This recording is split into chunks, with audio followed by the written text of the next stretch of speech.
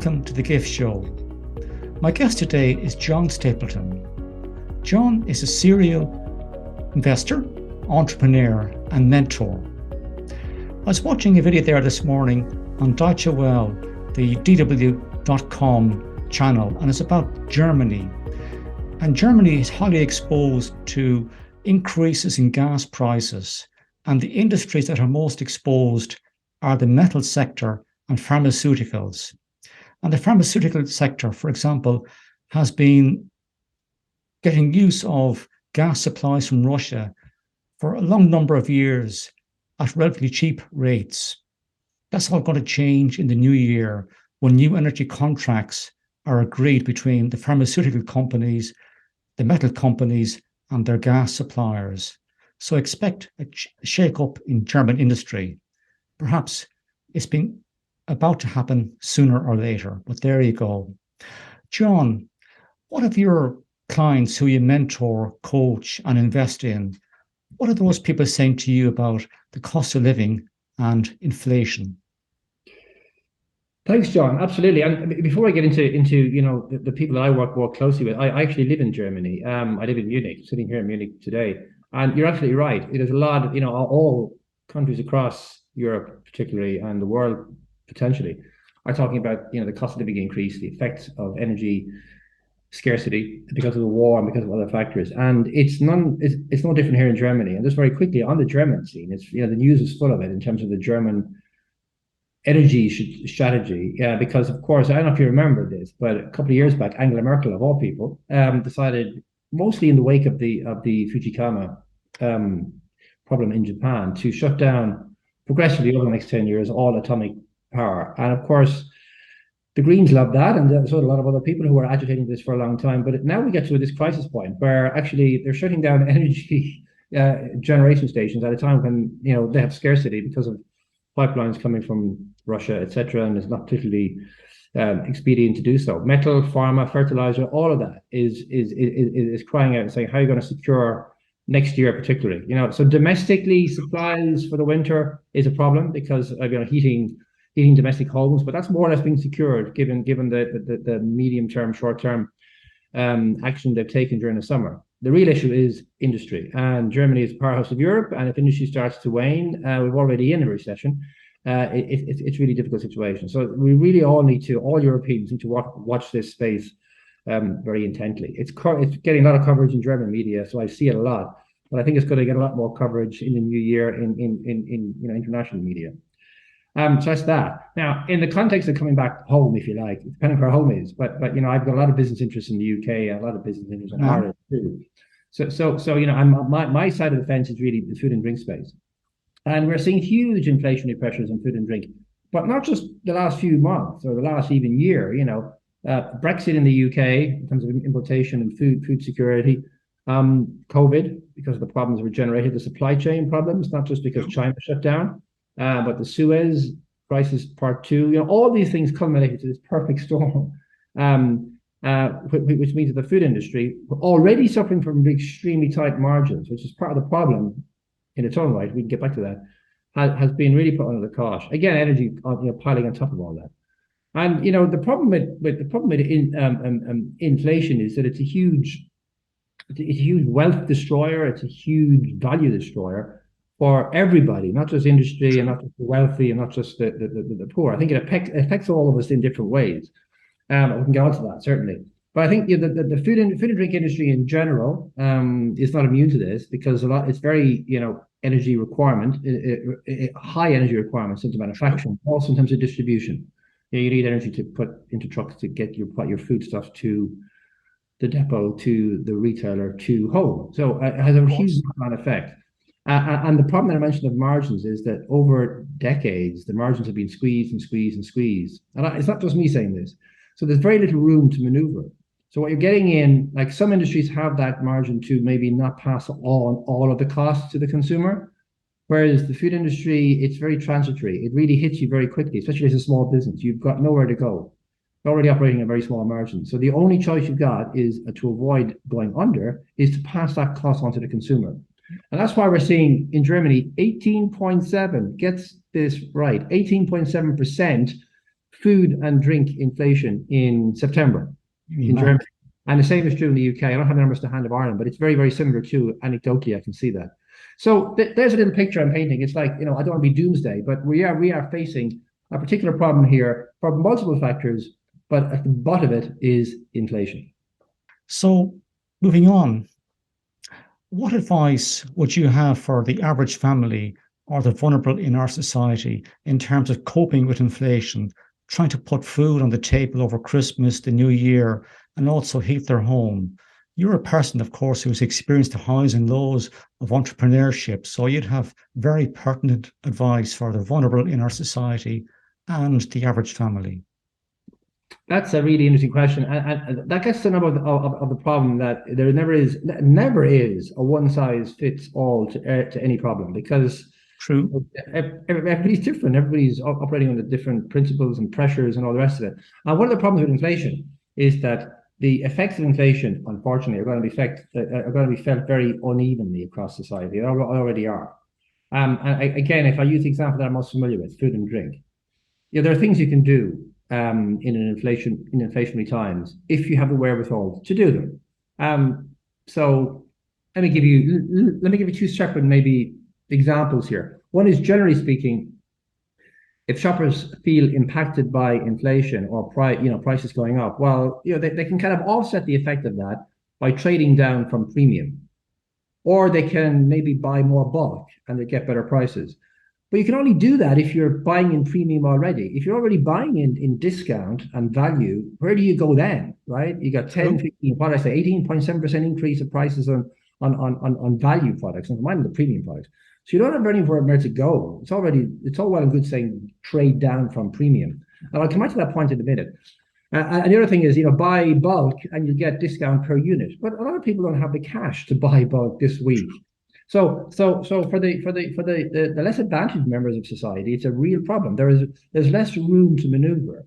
For maybe for like you and me or whatever, we can say, okay, can offset it a bit or whatever we decide to do. Maybe the other thing we can decide to do is we eat out less and we buy more product at home. But again, if you're not eating out that much in the first place, where do you go then?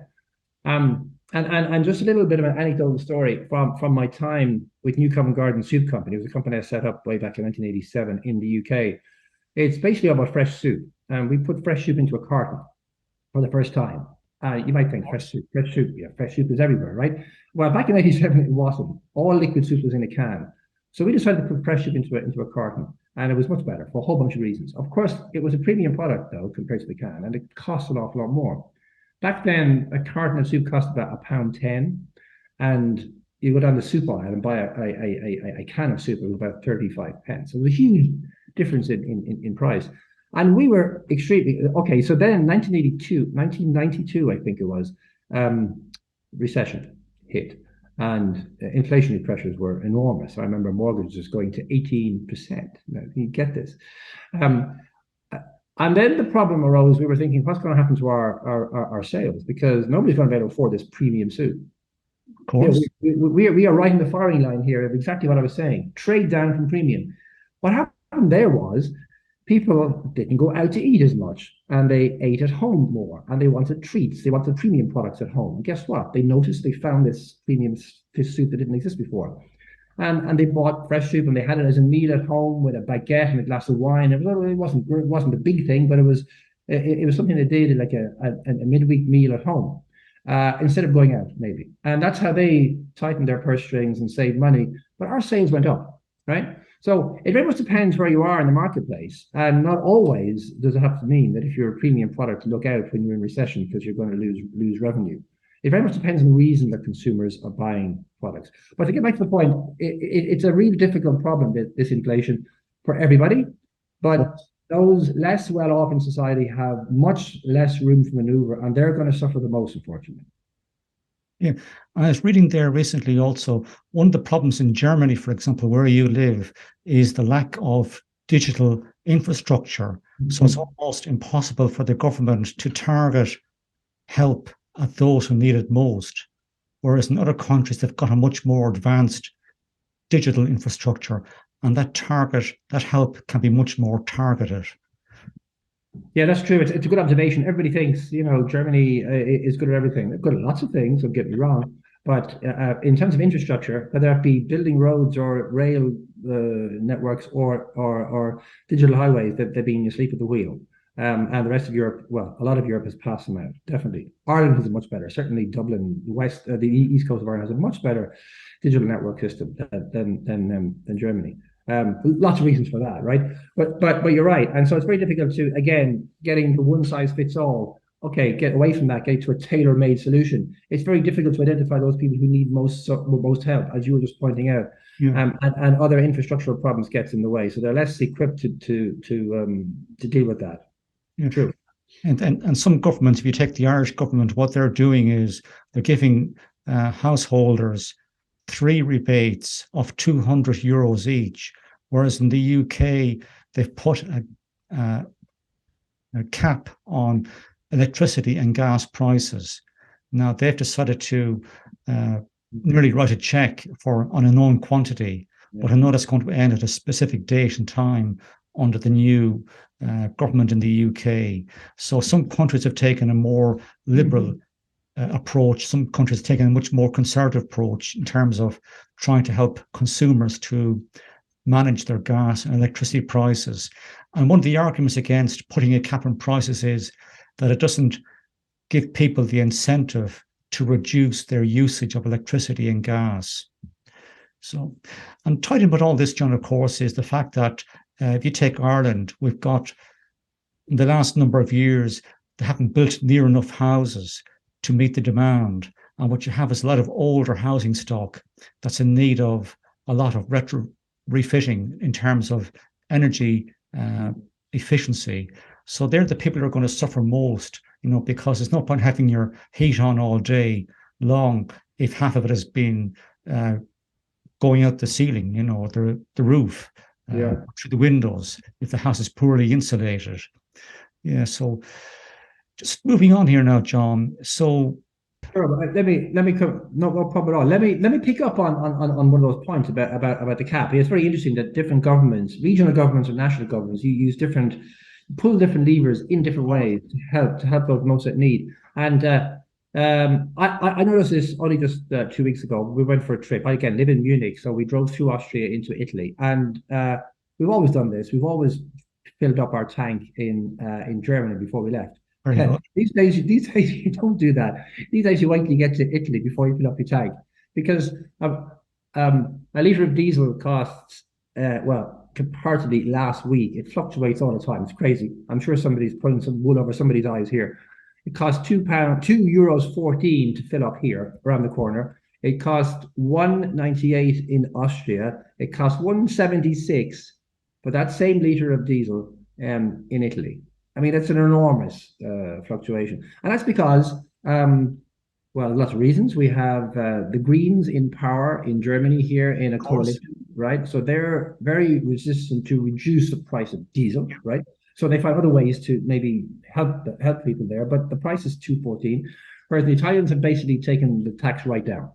And Austria have done something in between. So absolutely. You really got to watch for this, and of course, this comes back to something I was saying earlier about the atomic power. We got Greens in government as well, and on that particular point, they're very hesitant to reverse the decision that was made by Angela Merkel to shut down these atomic power stations, because of course, for generations they've been trying to achieve just this. So it seems like they're under a lot of pressure to keep those running at least for a few more years until we get over what seems like a short to medium term energy problem. So yeah, there are lots of different ways that governments can take responsibility and can choose to, depending on their political persuasion or how they interpret the problem or who they feel is more vulnerable, to actually relieve those problems. But sometimes it's just a drop in the ocean. And I think really the issue is the individual has to decide what sacrifices they're going to make, what they're not going to buy, or what they are going to buy, and try to mitigate the problems that inflation brings for them individually. True. Just going back to your talk there, you talked about the new Covent Garden Soup Company. Now, I'm sure there's plenty of young entrepreneurs out there who have got great products on the market shelf, whether it's in Sainsbury's, Aldi, Lidl, or any other supermarket store. Now, these people could be under pressure because their input costs have gone through the roof, in particular gas and electricity prices. Now, we could have a situation where these people are panicking and they might say to themselves, is my business sustainable going forward if there's high energy costs? And they could be interested in being approached by, say, Unilever, for example, for a fire sale. What's your recommendation in a situation like that? It's a difficult one, that, because I mean, the pressures are there quite clearly, and as I said earlier, the small business has less room to maneuver. Like the less well off in society have less room to maneuver to mitigate this onslaught of costs. And the food industry, I said as well, short, tight margins, very transparent. Things hit them very quickly. Don't have much room to maneuver or anywhere to hide there either. And so yes, there are some, I mean, I spend to attend most of my time dealing with small businesses. I support small businesses, help them grow either as an investor or as an advisor or in different ways. So I have access to lots of different small businesses across the UK and Ireland, and they are feeling the pinch, and they are feeling the pinch really, really quickly as well. They haven't got a buffer to hide behind.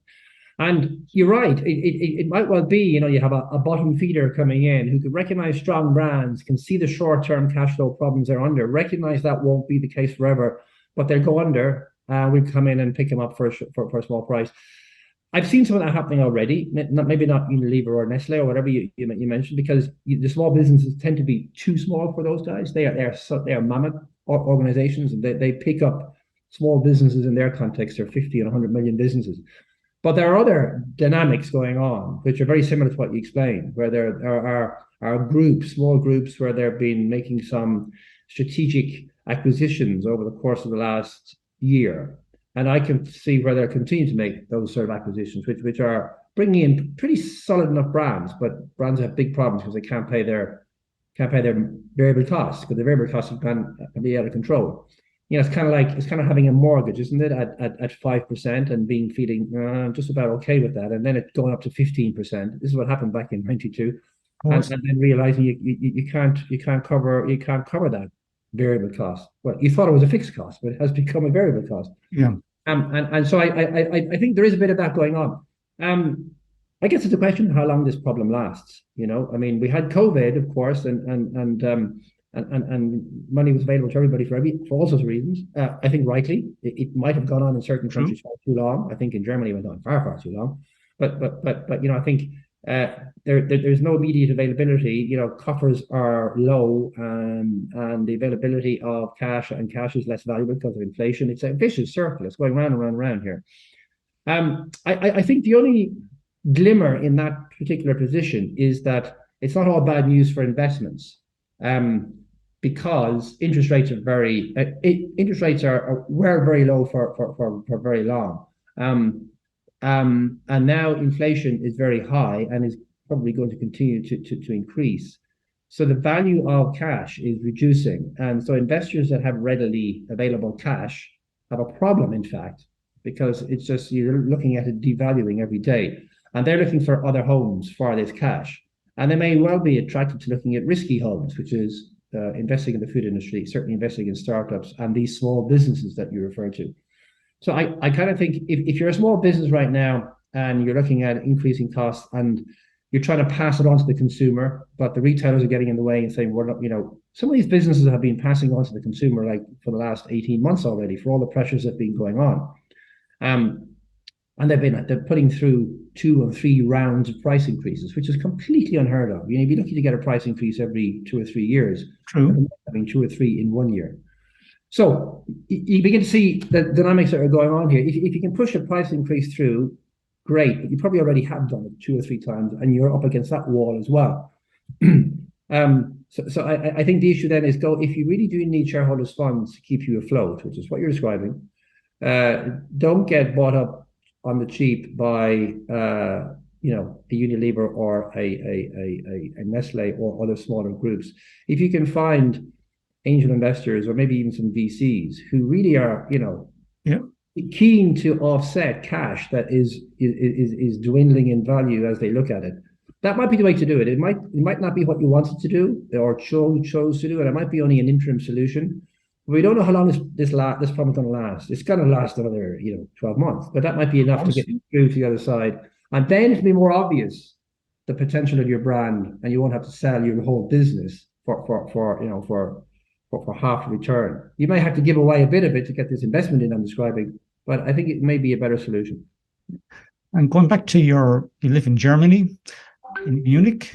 What moves or strategies do, say, supermarkets in your area have in mind to get people to open their wallets, open their purses at Christmas and buy goods galore? What sort of strategies are you seeing in those stores? It's very interesting here in Germany. Let me explain one thing about it first. It's a different sort of marketplace to what we're used to. I tend to, and this might be an overgeneralization, but I tend to, within a European context, group Ireland and the UK together in terms of consumer attitudes, right? Mm-hmm. And consumer attitudes meaning that, and I know typically price of food in the UK is actually cheaper than in Ireland, and Irish consumers are more willing to pay for premium, generally speaking. But if you put it all together, because the comparison is with Germany here, is that we are generally more interested in price, quality, convenience equation, particularly convenience. We're willing to pay for convenience. And if you look at certainly Southern European states, they're not really willing to pay as much for convenience. They're much more adept to cooking at home. Certainly Spain, Italy, places like that. You can see that. Very good. Germany's similar. They're not really prepared to pay for convenience. Now, that's not true in all sectors. I tell the story with slightly tongue in cheek, but only slightly, that a German will have no problem spending 65,000 euros on a BMW, but ask him to spend €2.50 on a quality ready meal. On quality, maybe it's maybe €3.50 on a quality ready meal. They go, why would I do that? I can make it myself. To which I go, why would you want to make it yourself? You can buy it. It's like it's a convenience issue. Whereas Ireland and UK were much more willing to pay for premium and pay for convenience. But there is a difference, right? And the discounters, it's not a surprise that most of the discounters we see in Ireland actually came from Germany, Lidl and Aldi, and there are others, of course. So the marketplace is a very kind of suppressed price food price market in Germany already. So that's already where we are. Like the market, the discounters have a larger share of the market here. Do you find Fowler and Byrne and Avoca in Germany? Of course you do, but they're in very discrete areas, and the discounters are much larger. I think what's happening in terms of Christmas, coming back to your question, is that people are still kind of like, there's still a bit of denial going on that it's really as bad as it is, and people are looking forward to a good Christmas because we kind of had 2 horrible years already, and we're just getting back to remembering what the good times were like. We had a pretty good summer. There's kind of the emotional bit attached to it, and I think people want to have a good Christmas, and they are going to splash on Christmas, even though they're going to buy those things that probably cost 25% more than they did last Christmas. Apart from in the UK right now, there's another avian flu, and turkeys are scarce, and all those sort of things are happening. But in Germany, it's kind of like I think people are going to have a sense for Christmas or good Christmas, and then reality is going to dawn in the new year when the war is still raging, and the war is much closer to Germany than it is to where we are at home. I know there's lots of refugees in Ireland, but it's felt much more. It's like across the border. And I think all that will come to a head, and inflation will be double digit, and again, painting doom and gloom. I think it'll sink home, because I'm not sure if it really is sinking home. The thing to remember here, John, of course, is we've got 2 generations in the workplace who don't understand what inflation really is, or certainly have no experience of it.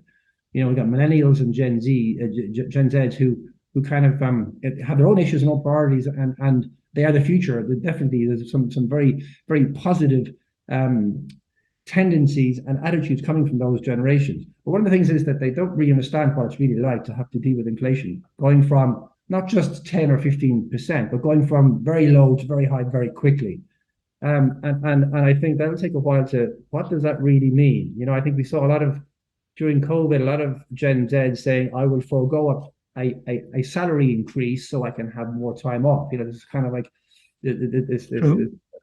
this work-life balance is taking more of a prominent position, which is great. All I'm thinking is maybe some of the people will regret that when they have to pay 10% more on their mortgage next year. Now, we'll have to wait and see. Yeah. So I think Christmas might be okay, it might be normal in our context, what normal Christmas is, but I think 2023 is going to be really tough, and it'd be interesting to see how people react to it. And I think what you're saying there, John, is often when you have interest rate increases, there's a lag between the interest rate increase and the increase in unemployment. So if you take, for example, Germany, and we just talked at the very outset of the show about the fact that industries such as the metal industry, the pharmaceutical sector, they're heavily dependent on gas supplies. Now, they're major employers in Germany. And if you see unemployment increasing in those sectors, that's then going to feed through to the hospitality sector, the food sector. You're going to see a slowdown in demand in those areas, and you're going to see further unemployment increases. So, as you say, 2023 is when we might see the real effect of interest rate increases across the European Union. And there's talk also, of course, that there could be further increases in interest rates between now and December when the ECB board meet. There's talk about an increase in interest rates of about 125 basis points. So I think there's a lot more to come or to happen in terms of this story of inflation right across the European Union and the UK. And it's only at the very outset, I suppose you could say, in terms of its economic effect. And looking at the UK government under Rishi Sunak and Jeremy Hunt, who's the Chancellor of the Exchequer, there's talk about tax increases and spending cuts. So there's going to be some pretty unpalatable policy decisions being made by politicians in the near future. That's going to affect a lot of people. So this whole inflation story is only at the very beginning. So it's going to take a while to play its hand and show its hand, I suppose you could say. Yeah, so, I think that's a general theme across Europe. I think the UK is a special case in so many ways, since they've spent the last 60 days self-inflicting, making it more difficult for them to recover from a situation that the rest of Europe is trying to recover from. So good luck with that. One of the problems is that since 2008 they've been reacting through mostly conservative government with austerity measures, and the problem with that is that the cost of living crisis comes on top of that when they haven't really recovered from it. They're not very industry wise. It's not very competitive compared to EU or certainly European norms, and standards of living have been reduced. So it's like more austerity upon more austerity. So I think that's a perfect storm as well, if they need it anymore in the UK, in the context of the political storm that's going to come next year. So I think people are fed up already. I'm not saying people aren't fed up across Europe, but I think people are more maybe able to brace themselves, because the standard of living has been rising mostly since maybe 2010 or 12 in Europe, certainly across the board, whereas the UK haven't recovered that, and they don't have that competitiveness yet through a whole series of, I would say, mismanaged opportunities, whether it's Brexit or mismanaging COVID or the political scene there. But I think they've got a particular set of circumstances that they have to clamber out of. But I think your point is very well made, that the one thing that's not in the mix yet, which would be like pouring oil on the flames, is unemployment. And here in Germany, and I think we're seeing it in Ireland as well, and to a certain extent in the UK, I've seen there's a dearth of skills. Where everybody has gone, I don't know. Certainly have deserted the food industry and the hospitality industry that you mentioned, and gone to other industries, or left, gone back to Europe, or retired, or opted out, or a whole bunch of things have happened. And lots of industries are just crying out for our staff, certainly qualified staff. And I think, if it were to be the industries that you mentioned, whether it be fertilizer or metal or farm or whatever, it'd be interesting to see if redundancies started to tumble out of that sector, and then the automotive industry, which is very large in Germany. If you add that sort of element of unemployment at the back end of, by the time it happens, probably back end of 2023, I think that might be one of the reasons why we find ourselves Europe-wide not clambering out of recession by then, because it'll take by then, but actually deeper in recession, so it'll be a 2024-25 solution. And I'm not an economics expert by any means, but I could see these factors layer upon layer causing further problems. And as businesses businesses. As industries and as governments take longer to make those unpalatable decisions, it'll just carry on in perpetuity. So John, I reckon your crystal ball is better than mine or as good as mine. I don't. I'm not so sure about that, John. But anyway, this has been a fascinating conversation today. And what I've learned from this conversation is that it's important to get your mindset right. Look for bargains. But if you're already buying, as you say, own label foods, it's very hard to achieve savings. You have to look very hard at what you're spending in that situation and where you're spending the money on. And think in terms of entrepreneurs. If they're struggling to fund a business initiative, they have to look to angel investors or to venture capital investors.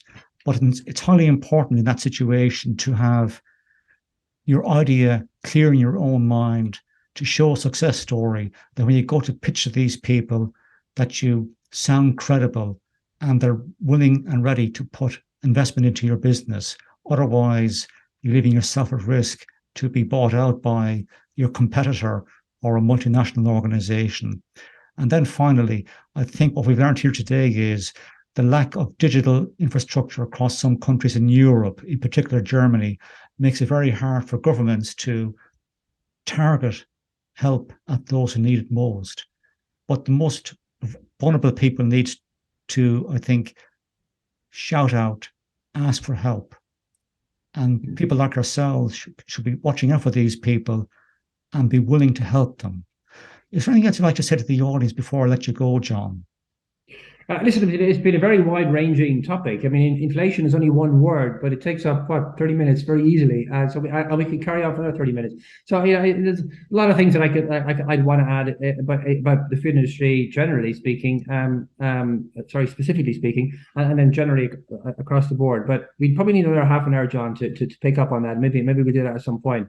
I think, there are a lot of headwinds, and there are a lot of, cold headwinds out there. And I think really, your point about entrepreneurs thinking about ways to survive through this, or consumers or governments. It's like things are different now. Doing the same thing as you did even 2 years ago is not going to work anymore, because we're in a completely different scene.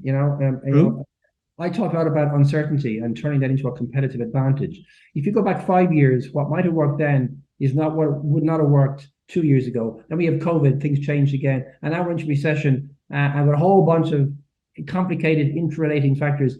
I think what we need today is to be willing to take account of the new scenario you find yourself in, the new situation you find yourself in. And if that means doing a U-turn of what you only said last year, don't be afraid of doing that, because nobody's going to go, what you said last year. You say, yeah, I did, but you last year was like this, and today is like that, and I think tomorrow is going to be even more of this. So, I think there's no reason why at all, not just changing tactics, but changing strategies. Governments are doing it, industries are doing it, businesses need to do it. I think that's the clever approach. Whatever that means for you and your industry, you'll know best. But don't keep doing the same thing again, because guess what? It's not going to be a suitable outcome for a completely new set of circumstances today.